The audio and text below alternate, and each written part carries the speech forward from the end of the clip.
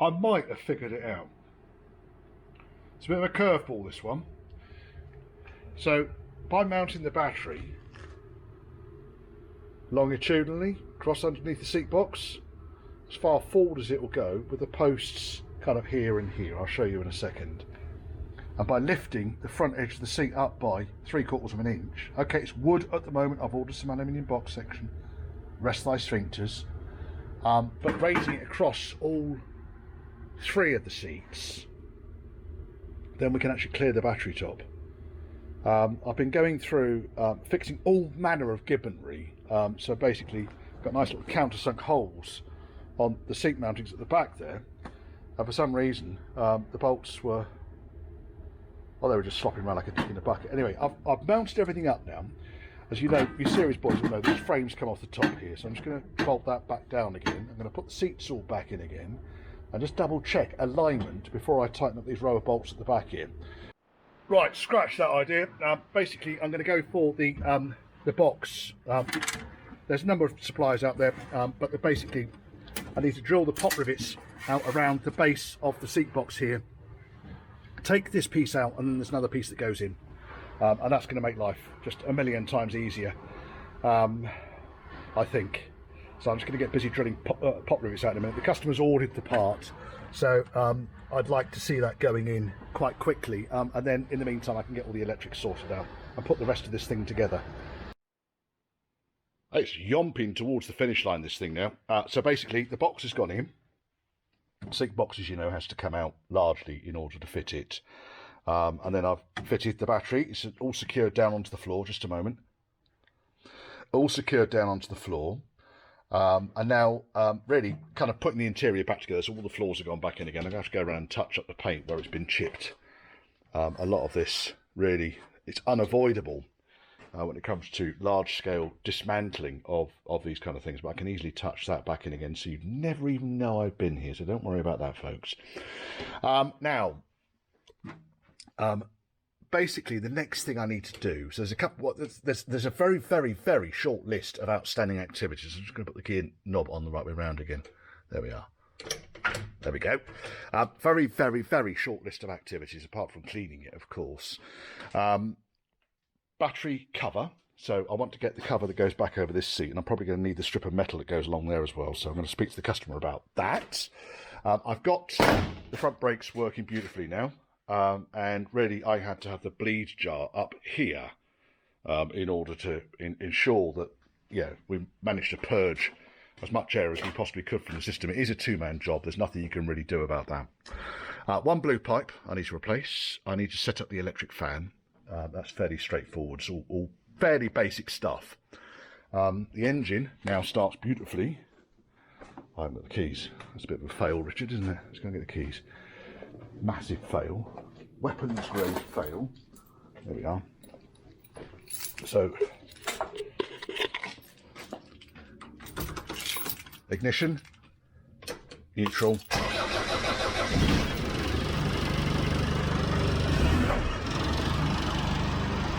runs,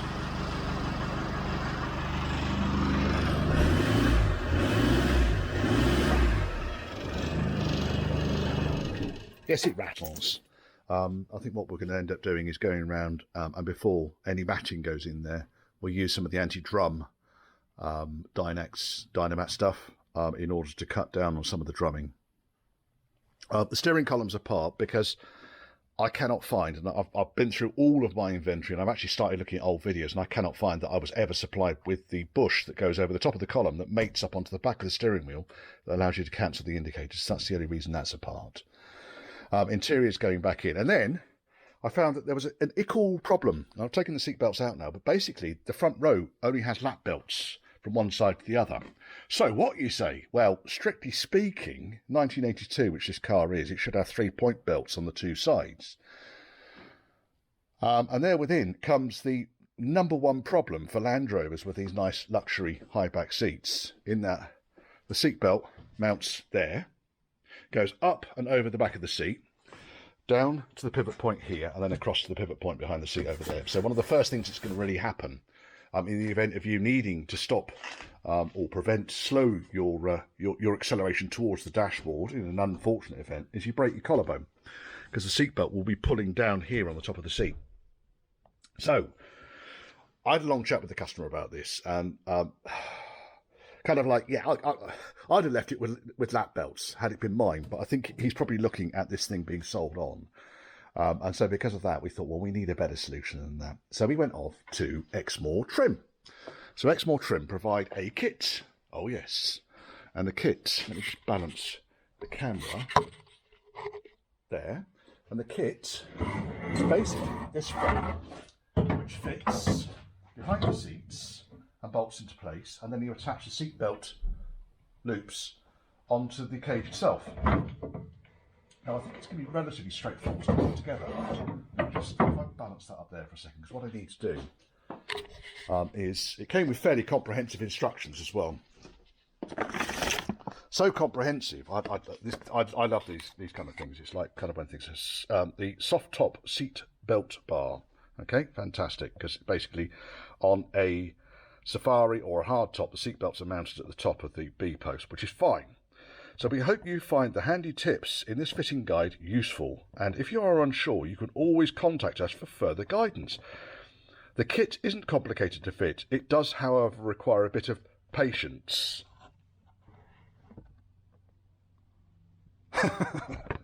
Yeah, sorry about that. Very silly. Right, okay, so I've got a big box of bits here. And basically what it does, I believe, is that it utilises this hole here, existing hole here, with an access plate underneath it, to bolt the aft end of the frame to the top of the galv capping. And then I'm going to have to put a couple of bolts down, drill some holes here, in order to drill through the galv capping, in order to accommodate this leading edge here. And then I can put the seat belts in. But it's nice. I quite like it. It's obviously I've just thrown the roof up over the top, but you can roll the roof up and over the top. That's kind of the preferred approach. Let's pop that roof in there. It's a nice roof, this one as well. I've just thrown it up there because it will all come down later on, but obviously I need access in order to fit this lot onto the car. Right, so we are moving forwards, galloping forwards. I've just noticed that there. It's clattering onto that. That's not good, is it? It's been doing that for some time as well. I might have to see if I can move the door forward slightly. Or move that backwards. Right, okay. So, yes, I get this thing bolted in, I think. Nice kit though, complete. Came with seat belts, the lot. 3-point automatic Land Rover, 4-door front, right hand and left hand. I don't know why it's got 4 seat belts in here though. Oh no, it's just 2 boxes. It looked like it was 4 boxes. 2 boxes, left hand, right hand, and then we'll leave the lap belt on the centre seat, which is perfectly legal.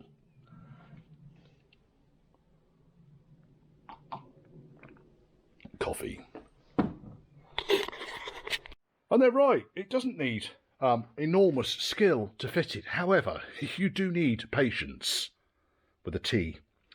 So the rivets on this thing, the rivets that put the galv capping on, they're about 1 metre long. So I've had to drill the rivets out so I can get the captive plate underneath so that the L section will fit and then allow the seatbelt to work, which it does.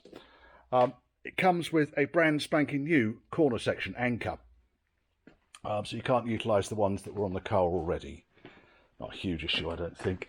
Where's the box with the bits in it? Because I can show you what the anchor actually looks like. Here we are. So that little bastard there needs to go underneath the rail here. Now this is about quadruple thickness here, so it's a very strong place to mount it. My only disappointment is that barely 2 inches that way is a pre-threaded seatbelt hole, and they couldn't use that in any way. I've had to drill another hole through, so that ended up being about 11mm, I think. So that is threaded. That will go underneath there once I've taken all these pop rivets out, and then I'll replace the pop rivets after I've bolted it in. I've got it in there. That went somewhere. Please don't tell me I lost that fucking thing. That's the original seatbelt anchor thingy bob. Yeah, I've had enough though. It's 5 o'clock, it's Sunday. I'm going to go home and have a beer. But it is pretty solid. It's a nice bit of kit.